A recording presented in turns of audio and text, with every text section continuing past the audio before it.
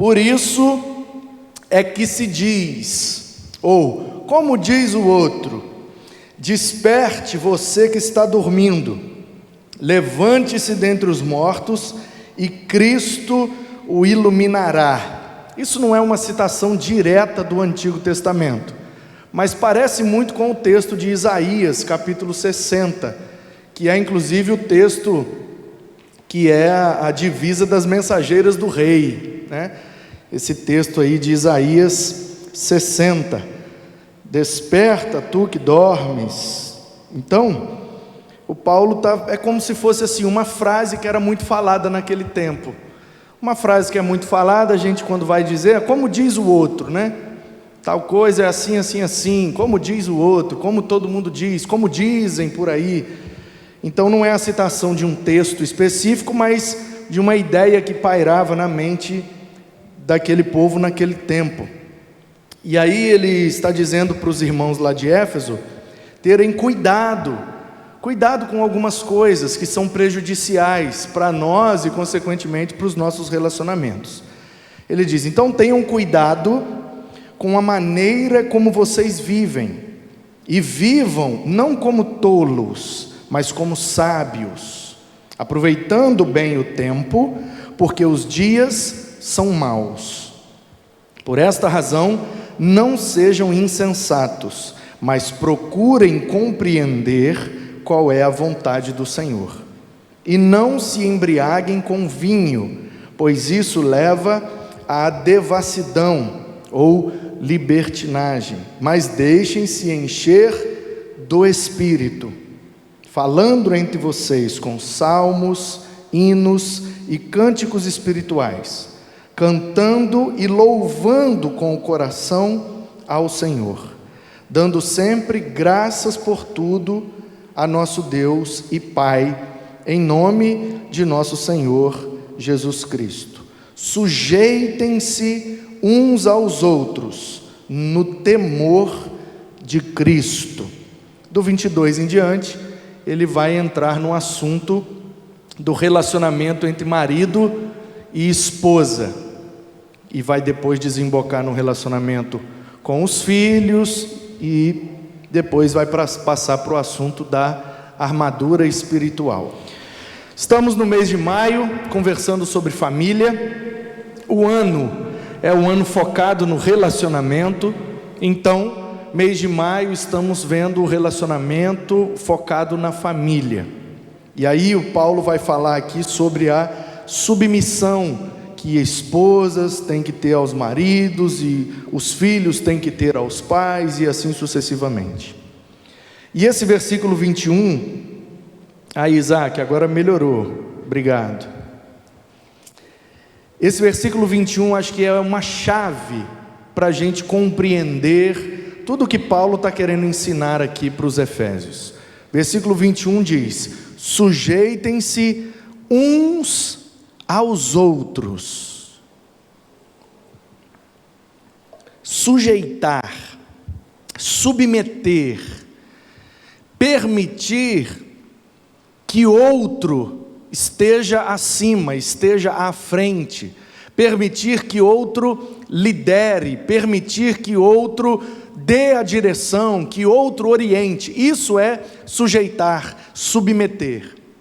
O problema é que muita gente confunde submissão com inferioridade, confunde submissão com subserviência, confunde até submissão com escravidão, e não é a mesma coisa. Então, queridos, primeira coisa que a gente precisa para tratar desse assunto, porque essa mensagem é sobre submissão à família e o relacionamento.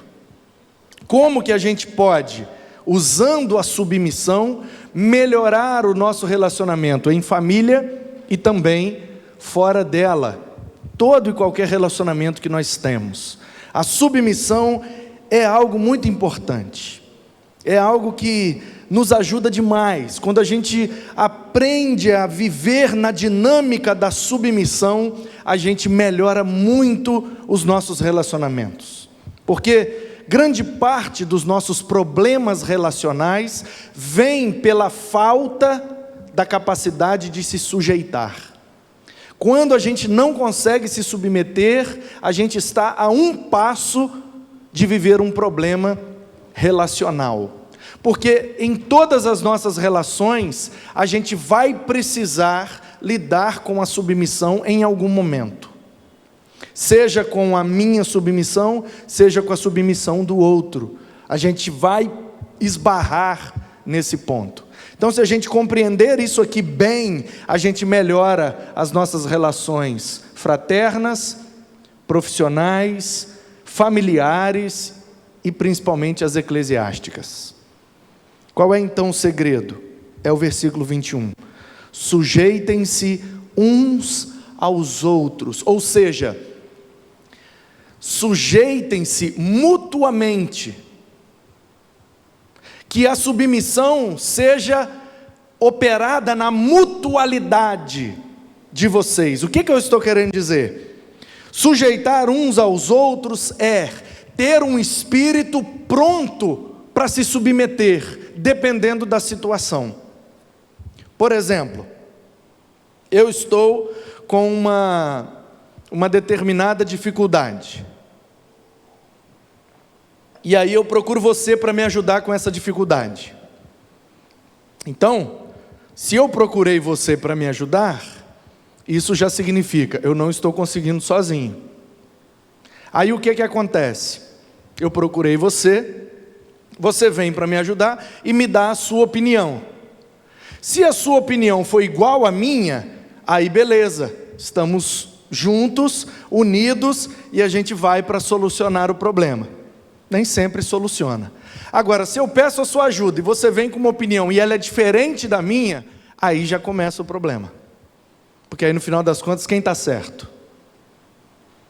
E aí? E agora?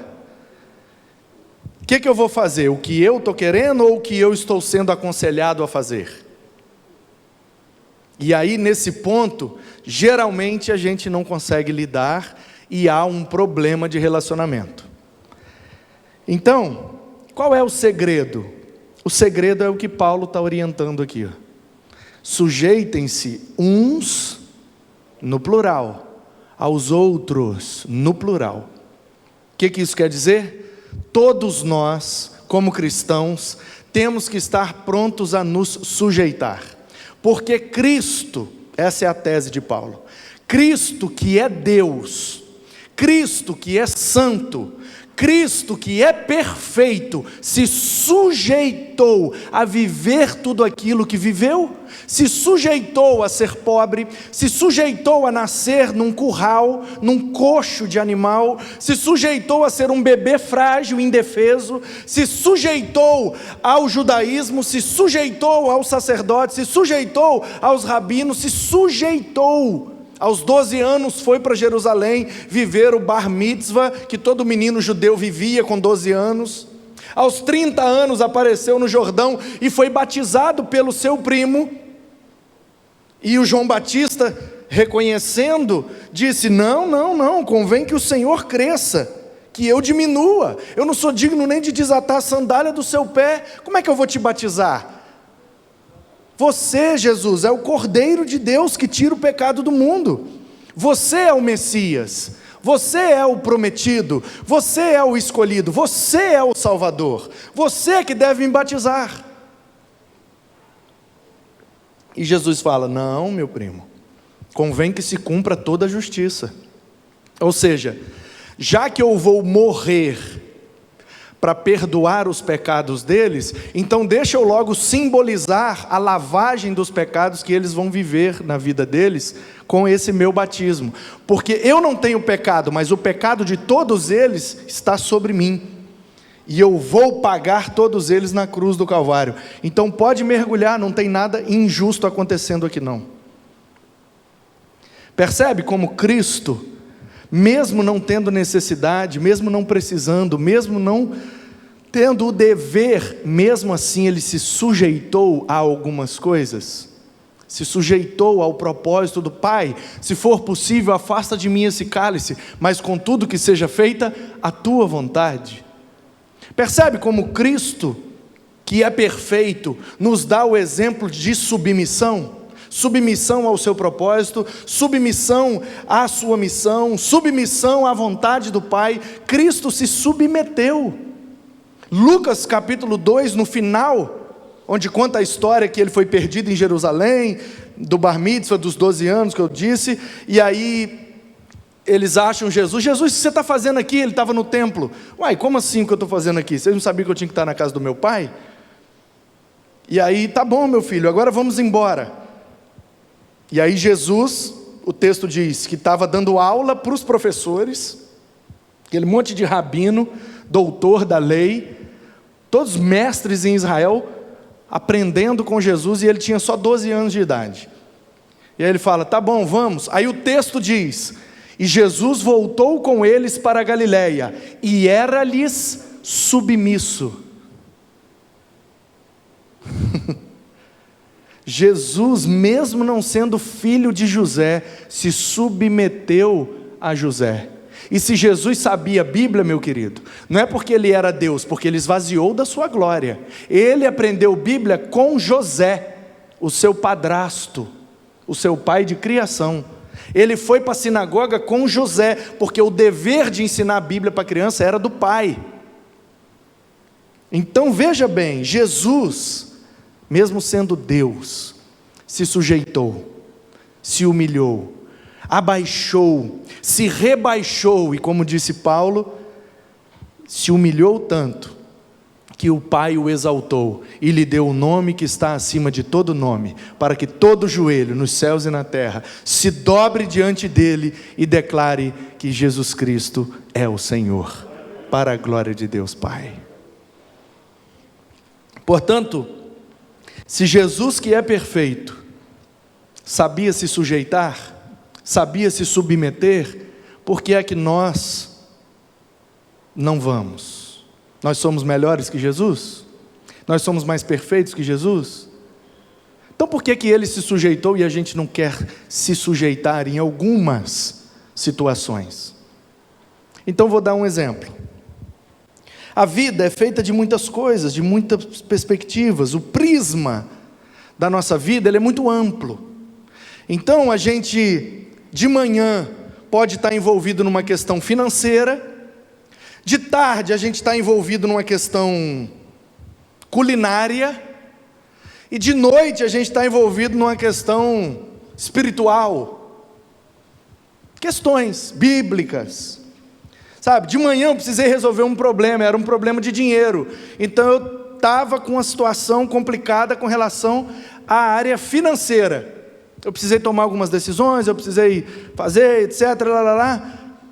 Então, a minha vida, ela é feita de vários aspectos. E eu tenho muitas dúvidas, e eu preciso tomar decisões ou ter opiniões em vários aspectos. Eu tenho que decidir que roupa que eu vou usar. Ah, pastor, isso aí é uma decisão simples. Nem sempre, porque às vezes eu escolho uma roupa que vai desagradar o outro. Eu olho no espelho, eu estou me sentindo muito bem, mas o outro olha e fica escandalizado. Eu tenho que escolher o jeito que eu vou usar meu cabelo, se eu vou fazer ou não minha barba. Ah, pastor, isso daí é tudo bobagem. Bobagem não, tem gente que briga por causa disso, tem amizade que é desfeita por causa disso, tem igreja que racha por causa disso. Então a gente está o tempo inteiro tendo que tomar decisão, tendo que ter opinião, tendo que... O que eu faço? E a nossa vida é feita de várias áreas. A gente tem que comer, a gente tem que vestir, a gente tem que cuidar da saúde, a gente tem que trabalhar, a gente tem que vir para a igreja, a gente tem que... Muitas coisas envolvem a nossa vida. A nossa vida não é uma coisa só, é complexa. Então é o meu relacionamento com a minha esposa, é o meu relacionamento com o meu filho, é o meu relacionamento com os membros da igreja, é o meu relacionamento com os alunos, é o meu relacionamento com meus professores, é o relacionamento com os vizinhos da igreja, é o meu relacionamento com os vizinhos lá de casa, é o relacionamento com o comerciante que eu compro, é o relacionamento com alguém que eu estou vendendo alguma coisa. E então é muita coisa. Então é impossível, irmão. É impossível, ainda que você seja um fenômeno, ainda que o seu QI seja maior que do Einstein. Einstein tinha um QI altíssimo, era inteligentíssimo, numa área. Bota o Einstein para fazer comida, o Leandro é melhor que ele. Bota o Einstein para tocar guitarra, o Igor é melhor que ele. Bota o Einstein para cantar dividindo vozes, o Cristiano e a Rose são melhor que eles. Bota o Einstein para fazer stories, a Gislândia é melhor que ele. Bota o Einstein para criar um logo, o Abner é melhor que ele. Bota o Einstein para tocar bateria, o Olavo é melhor que ele. Bota o Einstein para carregar limpar, desmontar e montar uma pistola, a Raquel é melhor que ele. Assusta não, irmãos, policial civil, é da profissão dela. Quem entendeu? Não conseguimos ser bom em tudo. É impossível. Impossível. Então qual é o segredo do bom relacionamento? Qual é o segredo do crescimento na vida? Qual é o segredo da gente crescer, como diz as Escrituras, em graça, em estatura, em sabedoria, diante de Deus e dos homens? O segredo está aqui: aprender a se sujeitar diante daquilo que você não é bom, diante daquilo que você não conhece, diante daquilo que você não domina. Então, por exemplo, estávamos eu e Igor hoje, das 18 até umas 19 horas, conversando. Quase toda semana a gente se encontra nesse horário, bater um papo, né? Então, o Igor está fazendo aí um projeto, já está pronto, né? Agora a gente está correndo atrás, já apresentou a liderança da igreja, e a gente está agora na fase de orçamento. Refazer toda essa frente aqui da igreja. Arrancar tudo, obstáculo, cabo, tudo, arrancar tudo e fazer tudo de novo, tudo novo e bom, com equipamentos digitais e tal, e tal, e tal. Fazer um aquário para bateria, refazer os cabos, etc, etc. Vai ficar caro? Vai, mas vai ficar top. E a gente está na fase de orçamento. Então o Igor chegou lá e, pastor, não sei o que, não. Eu tenho alguns contatos. Então, olha como é que funciona. E aí, pastor, vamos prosseguir? Vamos. Pastor, eu já estudei, já pesquisei, já comparei, já visitei, já fiz isso, fiz aquilo. Melhor opção para nós é esse modelo aqui de mesa, é esse modelo aqui de cabo, esse modelo de placa, esse modelo de microfone, esse aqui é o melhor custo-benefício para a gente. Eu vou discutir? Eu entendo de mesa, eu entendo de cabos, digital, analógico, sei que lá. Sou até curioso, mas não entendo mais do que ele, porque ele está pesquisando isso, está focado nisso. Se o Igor chega lá e fala assim, pastor, Deus falou no meu coração, hoje o senhor vai ter que pregar sobre pecado. Vou não, filho, vou pregar sobre submissão. Não, pastor, mas você tem que mudar a mensagem. Não tem, não. Porque com relação ao que eu vou pregar no púlpito, aí é minha prerrogativa. Agora, qual é a mesa que a gente vai comprar? Aí é prerrogativa dele.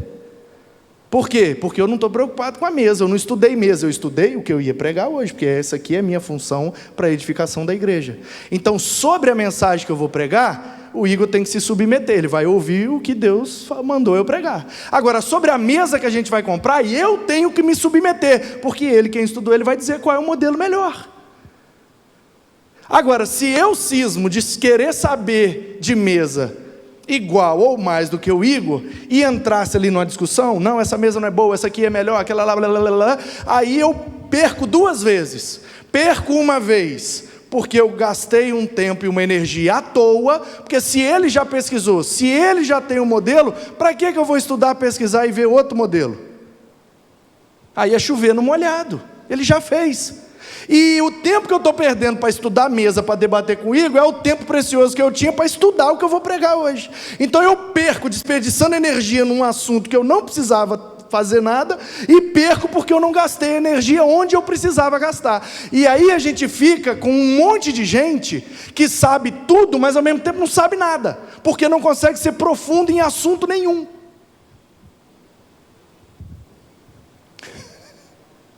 Porque é impossível, meu irmão. É impossível você saber tudo sobre todas as coisas. Impossível. Então qual é o segredo? A gente se submete. A gente se abaixa. A gente se sujeita para ser orientado por aqueles que sabem mais que nós, que estudaram mais que nós, que têm mais experiências do que nós, que têm aquela missão ou aquele propósito específico. Esses dias eu fiz uma live com um pastor de Cachoeiro, o pastor Alex, um grande amigo da igreja Saron, em Cachoeiro, pastor Alex da Cruz. E a live era sobre sabedoria. Tema da live, sabedoria, como buscar sabedoria, como ter sabedoria e tal. Ele fez uma série de lives com vários pastores, irmãos, irmãs, sobre esse assunto da sabedoria. E aí no final ele falou assim: Manu, deixa um conselho aí pra gente.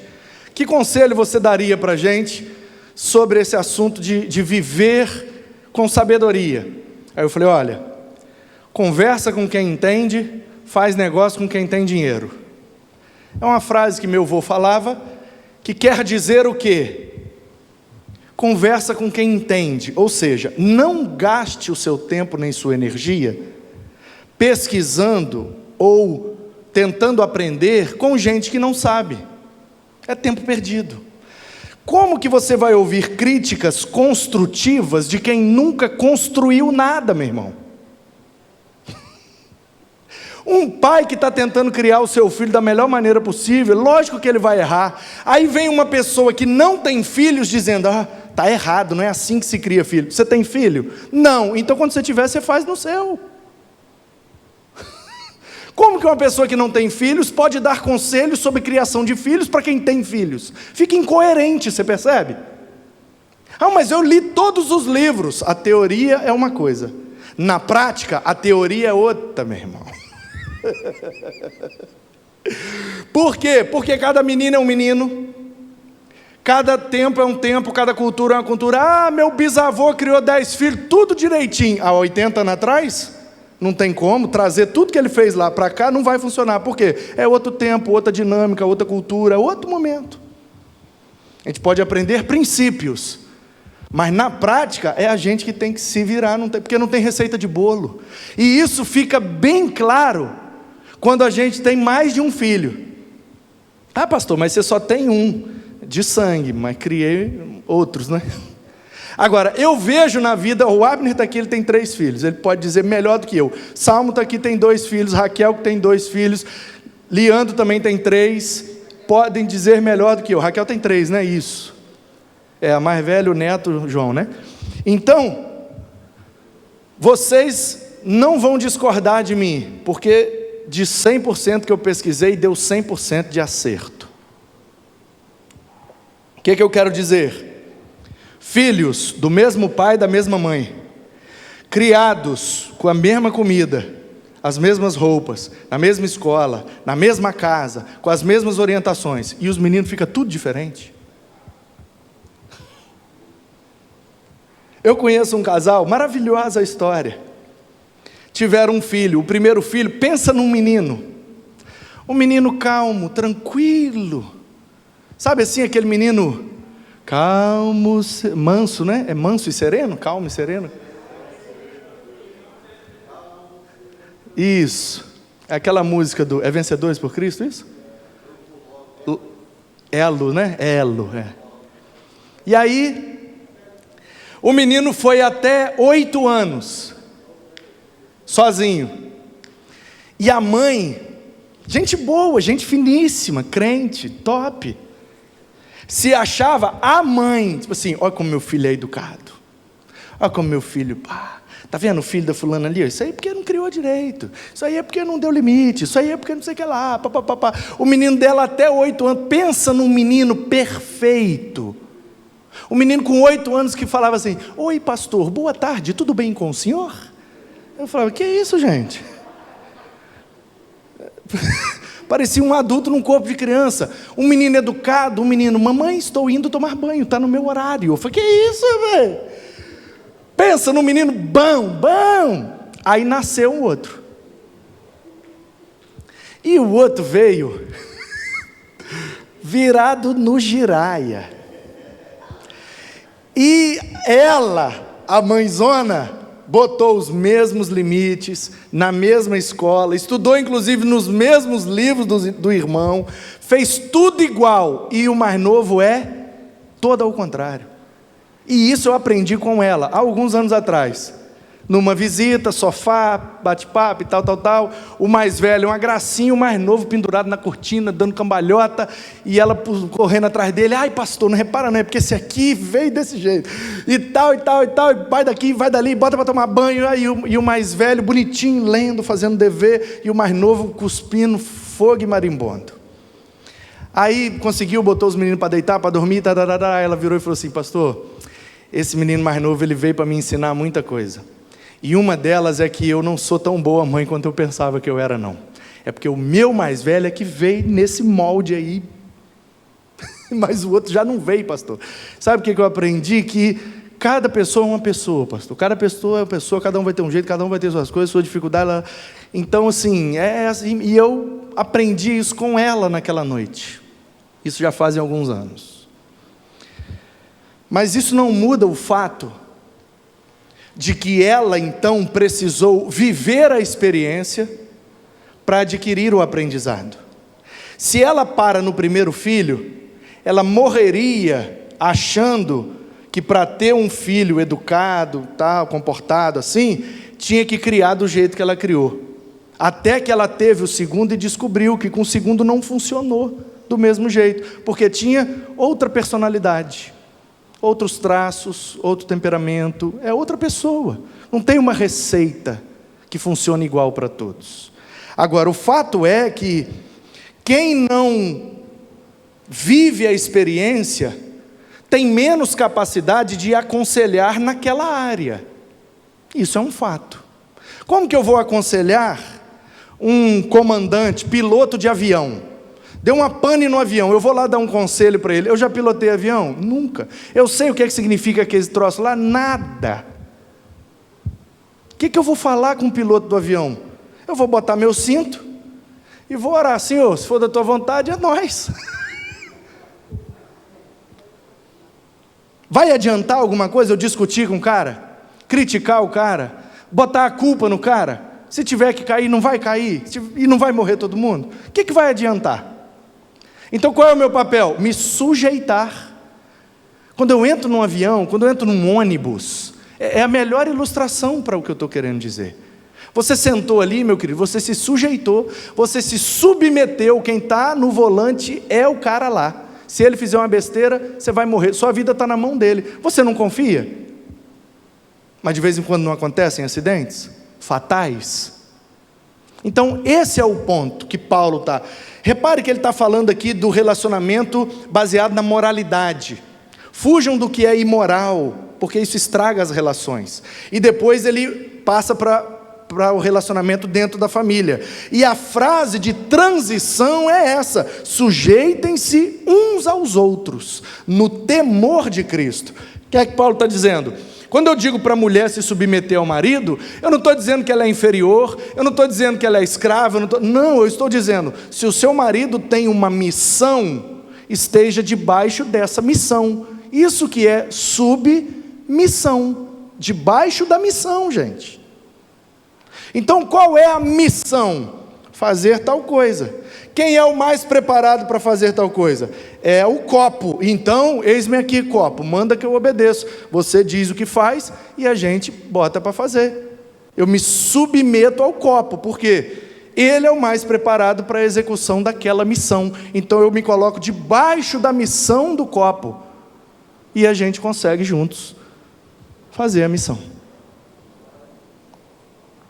Então, se a gente conseguir colocar isso em prática, a gente melhora 99% das nossas relações. Por quê? Porque grande parte dos nossos problemas de relacionamento, seja dentro ou fora de casa, surgem no momento em que todo mundo quer estar certo. Todo mundo quer saber mais. Todo mundo quer ter a última palavra. Aí, não tem jeito. Então, Paulo está dizendo: quando for necessário, submetam-se. E aí a gente precisa então viver a vida nessa perspectiva. Olha, e aí voltando à live que eu falei, qual é o conselho? Conversa com quem entende, faz negócio com quem tem dinheiro. Ou seja, Você vai conversar de um assunto, procura quem entende do assunto. Entende pela teoria, pela prática, pela experiência e pela comprovação. Pela história, pela bagagem que carrega. Se você vai fazer negócio, faça negócio com quem tem dinheiro. Por quê? Porque você vai fazer um negócio e depois você vai ficar no prejuízo. Vai vender uma coisa para quem não tem dinheiro? Vai ficar sem receber. Então o meu conselho, explicando essa frase que eu ouvi pela primeira vez do meu avô, claro que não é dele,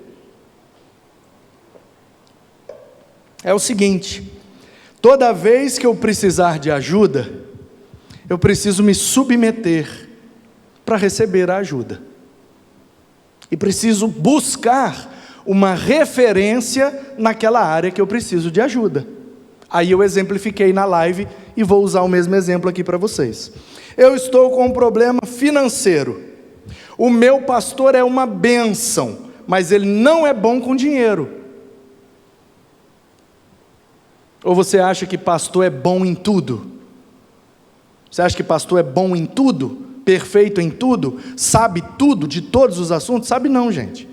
O que a gente recebe de Deus como dom para o ofício pastoral, que é um ministério, o serviço para a edificação da igreja, é concernente a cuidar das pessoas para manter aquela comunidade de crentes viva até Jesus voltar. Fora disso, é com a gente mesmo, tem que estudar, tem que correr atrás, tem que aprender, tem que quebrar a cara, errar e... A capacitação do Espírito de Deus é só para o exercício pastoral, para as outras coisas depende da gente. Aí é o meu testemunho, é a minha fé, é a minha relação com Deus. Eu não sei se você sabe, mas só a salvação que é pela graça. As outras coisas a gente tem que correr atrás, irmão. Ah, mas é pela graça. Não, pela graça não. Ah, eu vou passar naquela faculdade, pela graça de Deus. Vai não, irmão. Pela graça é só a salvação. Para passar na faculdade tem que estudar mesmo. Ah, mas oração é sempre bom, né, pastor? Oração depois do estudo. Porque o estudo sem a oração passa, mas a oração sem o estudo não passa. Porque não é graça, irmão. Não é milagre, não é dom. É uma prova, é um teste de conhecimento. Quem estudou mais vai se sair melhor. Simples assim. Então eu não posso pedir para Deus abençoar as provas que eu faço? Claro que pode, mas isso não adiantará se você não tiver estudado. Inclusive, se você ficar orando e gastando tempo com oração ao invés de estudar, você vai ser reprovado e não vai glorificar o nome do Deus que você chamou na oração. Você quer glorificar o Deus? Você quer honrar o nome de Deus? Mete a cara no estudo, passe na prova e diz que Deus te deu força, Deus te deu a capacidade. Quando você for falar que passou, aí você reverbera a glória para Deus, mas só depois de ter passado. E isso vai ser esforço seu, e não há nenhum problema nisso, e Deus não está fora disso, porque Ele nos mantém, nos dá saúde, nos dá força, nos anima. Isso é papel dele, mas tem coisas que é o nosso papel fazer. Ou você não se lembra quando Jesus em Betânia chegou na porta do buraco onde Lázaro tinha sido colocado morto? Jesus tinha poder para tirar aquela pedra?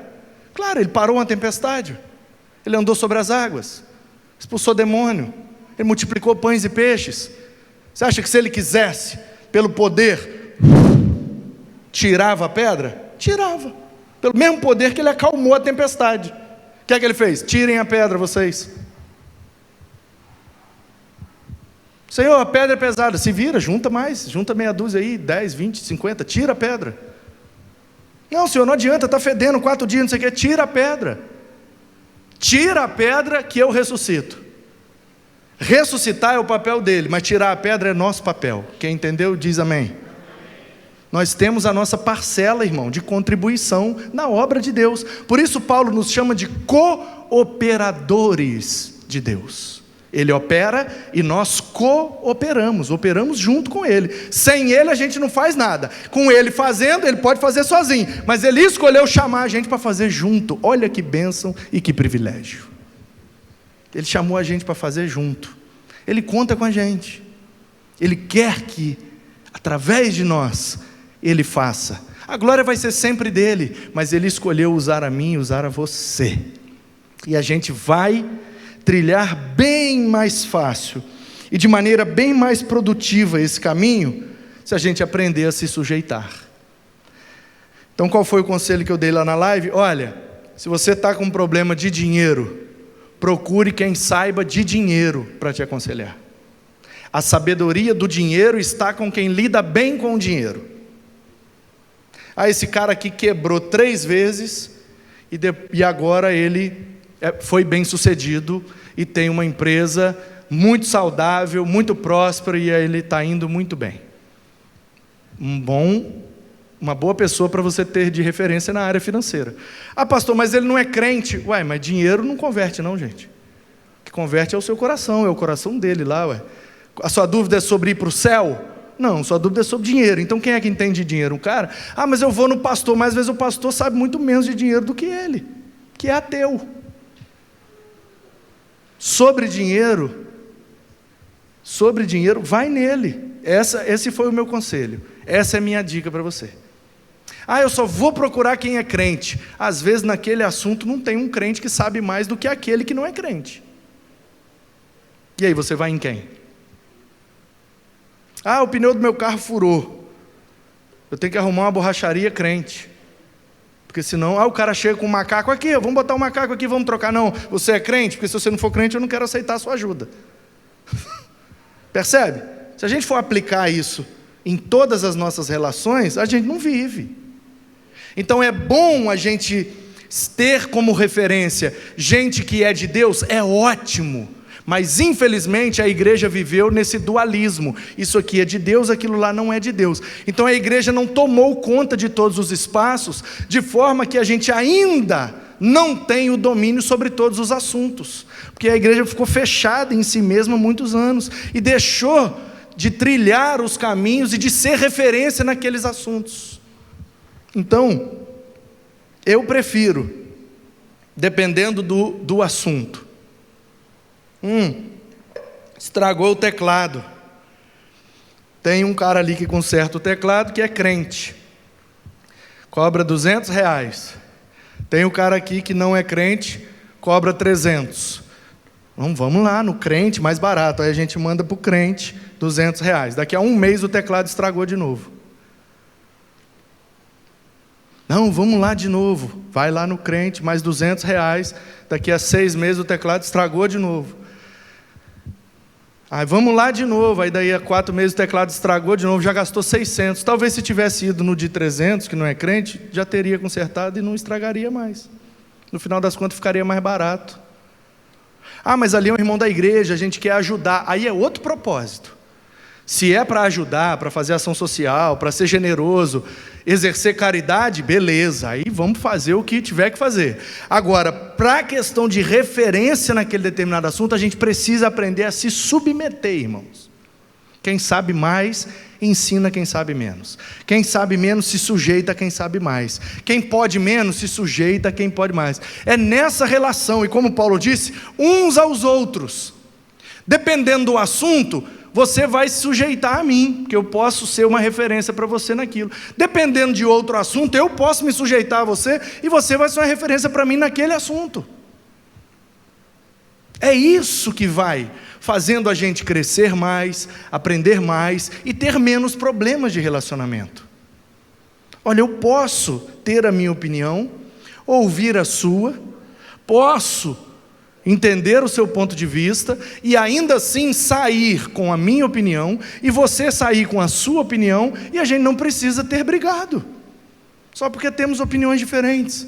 É possível conviver sem concordar. É só ter maturidade e aprender a sujeitar-vos uns aos outros. Essa é a sua opinião, esse é o seu ponto de vista? Ok, excelente. Eu tenho o meu, que é esse. Ainda prefiro o meu do que o seu. Ou então, como é o caso do Hegel, né? Que inventou essa teoria da dialética, conhecida como a dialética de Hegel. Né, Jares? Você já passou por isso, né? Não? Doutorado lá? Qual que é a ideia? Uma pessoa chega com a tese. A tese. Esse púlpito é preto. Aí o outro vem com a antítese. Esse púlpito é de madeira.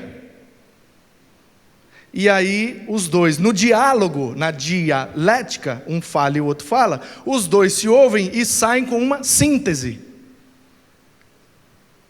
O púlpito é preto, é a tese. O púlpito é de madeira, a antítese. Qual é a síntese? O púlpito é de madeira, preto. Por que que duas opiniões diferentes precisam conflitar uma com a outra? Elas não podem cooperar uma com a outra, não? Esse púlpito é preto, aí o outro, esse púlpito é branco. Aí não, aí a gente vai precisar da referência agora. Qual é a referência de cores? Vai lá, não sei, tem uma paleta de cores, a referência mundial do nome das cores. Bom, essa aqui chama preto, essa aqui chama branco. Então essa aqui se parece mais com essa ou com aquela? Não, então infelizmente o cara que trouxe a antítese do branco, por causa dessa referência, ele vai ter que se render e vai ter que tomar a tese para si, e os dois sairão com a mesma tese mediante a referência. Mas um não pode ser referência para o outro, a referência tem que estar fora. Ah, esse púlpito é preto, por quê? Porque eu aprendi assim não é referência. Não, porque meu pai me ensinou assim, não, seu pai não é referência. Não, porque vovô não, vovô não é referência. Tem uma referência, que é a referência para todo mundo. É lá que nós vamos para saber se a gente vai adotar uma opinião, se a gente vai adotar outra, ou se a gente vai juntar as duas e vai sair feliz. Me lembro uma vez, dando aula de soteriologia, a doutrina da salvação, entrei num assunto chamado Ordo Salutis, a ordem dos eventos na salvação de uma pessoa. O que é Ordo Salutis? A ordem com que os eventos acontecem para uma pessoa ser salva. Como assim, pastor? Ué, simples. A pessoa tem fé para depois arrepender, ou ela arrepende primeiro para depois ter fé? Ela é eleita antes de ter fé e arrepender, ou ela tem fé, arrepende para depois ser eleita?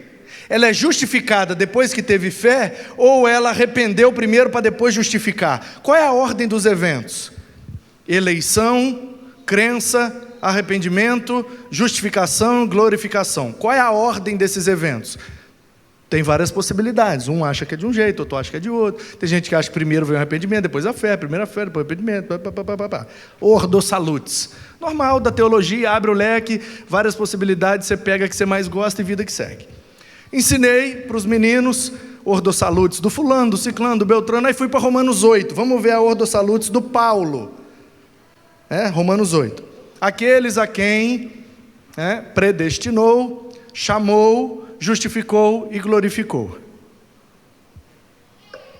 Botei no quadro e fui explicando qual era a ideia de Paulo. Para o Paulo começa nisso, depois vem isso, glorificou, foi para o céu, está resolvido, salvado por completo. Aí um aluno, muito inteligente, dos melhores que eu já tive, pediu a palavra e falou assim: ué, pastor, aí você bateu o Calvino e Armínio no liquidificador e deu para a gente beber? Aí eu falei: e ficou ruim? Ele falou: não, ficou gostoso. Eu falei: então bebe e não reclama, rapaz. Porque qual é a ideia dele? O Calvino e o Armínio tá um contra o outro, tem que brigar um com o outro, e eu não gosto disso. Eu já briguei muito na minha vida e brigo até hoje, então o máximo que eu puder evitar é melhor. O Calvino viu a salvação numa perspectiva, na perspectiva de Deus, monergista. O Armínio viu a salvação na perspectiva do homem, sinergista. Qual dos dois estão certos? Os dois estão certos, porque eles não olharam do mesmo ponto de vista. Cada ponto de vista é a vista de um determinado ponto. Cada um olhou por um ponto diferente, teve uma visão diferente, mas a salvação é a mesma, o Deus é o mesmo, o resultado é o mesmo. Então por que eu preciso botar os dois para brigar? Não posso botar os dois para beijar, abraçar, e a gente ouvir os dois e sair com a opinião dos dois, formando uma síntese do negócio? Percebe, irmãos? Então, por que é que a gente tem problemas nessa área? Em primeiro lugar, por causa do pecado, por causa da nossa natureza pecaminosa. A nossa tendência pecaminosa sempre vai querer brigar, vai querer discutir, vai querer estar mais certo, vai querer provar, vai querer isso, vai querer aquilo, vai querer ter a última palavra, e vai. E nesse processo que é pecaminoso, a gente machuca e sai machucado. Qual é a orientação da Escritura? Sujeitai-vos uns aos outros. Quando a gente aprender a se submeter, sabe? Mesmo estando certo. Já passou por essa experiência? Você está certo, mas você finge que não está, só para não perder o relacionamento? Ou como aquela frase que alguém já disse, né? Eu prefiro ser feliz do que estar certo. Porque nem todo mundo vai conseguir se sujeitar. Porque se sujeitar é o que Cristo fez. Se sujeitar é o ideal. É o modelo. Como nós somos pecadores, a gente está longe do ideal. Então, quanto mais parecido com Cristo, mais fácil a gente vai se submeter. Esse é o desafio, essa é a orientação, essa é a lição, é isso que a gente precisa aprender nessa noite. Sujeitai-vos uns aos outros. Busquem a referência sobre aquele assunto, sobre aquela área, sobre aquilo que você está precisando, e aprenda a se sujeitar a uma visão diferente, um ponto de vista diferente, uma opinião diferente.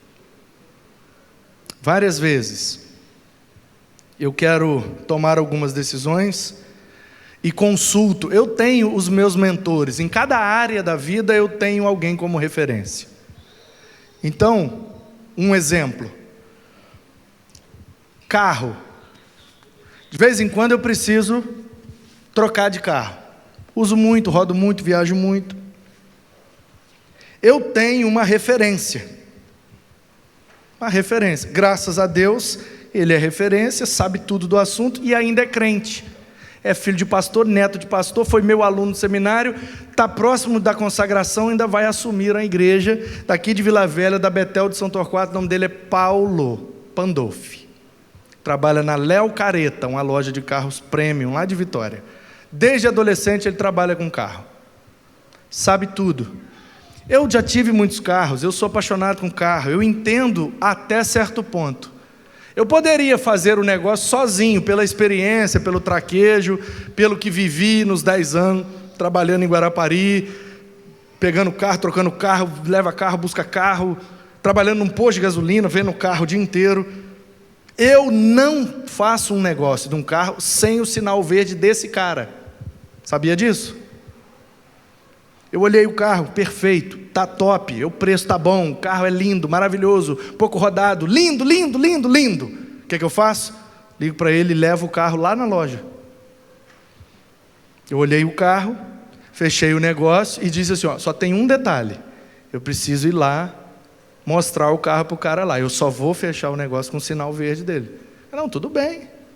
Então, eu vou lá, aí eu deixo ele olhar o carro. Aí ele abre tudo, ele tem uma pistola, não é igual a sua não, Raquel. Não sei o que é que tem, um raio laser, um trem qualquer, que ele bota na lataria do carro, aperta aquela pistola e sai um número ali. Pelo número que dá, ele sabe se o que está atrás é alumínio, é ferro, é massa, é plástico. E ele olha e fala, eu acho que aqui teve um retoque. Aí ele vai lá, ó, isso aqui foi pintado de novo. Essa tinta não é original. Por quê? Porque a tinta original desse carro, nessa cor, dá um número tal. E está dando um número diferente. Eu falei, misericórdia, agora tem até isso. Então ele olha o carro, ele sabe se o carro foi batido, se a quilometragem voltou, se o pneu é original, se não sei o quê. Aí ele, meia hora, ele vasculha o carro inteiro, entra no carro, dá uma volta e fala assim, pastorzão, pode comprar. Tem isso, isso e isso. Pode comprar. Aí eu volto lá no dono e falo, tem isso, isso e isso.